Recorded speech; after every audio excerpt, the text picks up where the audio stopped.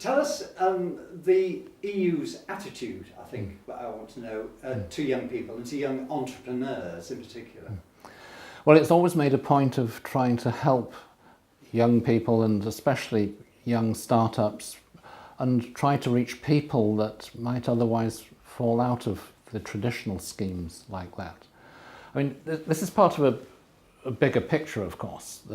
The European Union has created a single market for goods and services in Europe. That's the big picture. That's rather important for our economy.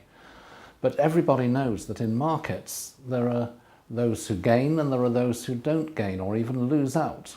So part of the deal, as it were, was to say that Europe should set aside money to help less prosperous regions, which is the regional fund, and people who on the labour market, in terms of skills, in terms of ability to find jobs, might otherwise lose out. That's the European Social Fund.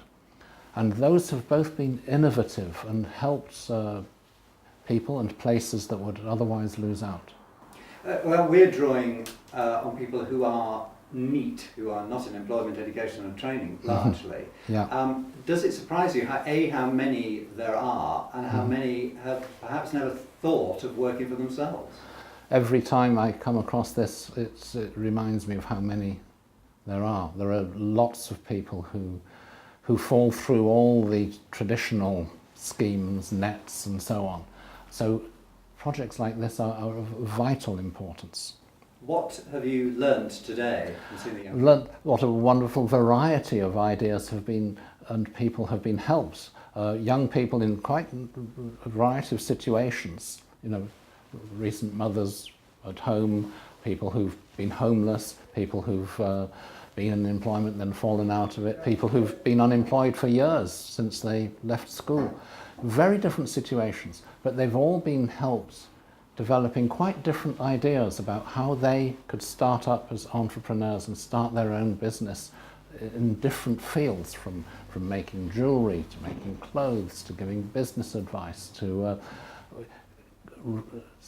potentially selling, but at the moment showing off reptiles and snakes to schools and to other places. What a variety of things, absolutely terrific. If indeed we go ahead with leaving the European Union, we can change our mind as a country, of course, right up to the last minute. And when you look at the cost and economic damage of leaving, which is now becoming much clearer, there's a chance that indeed it might not happen.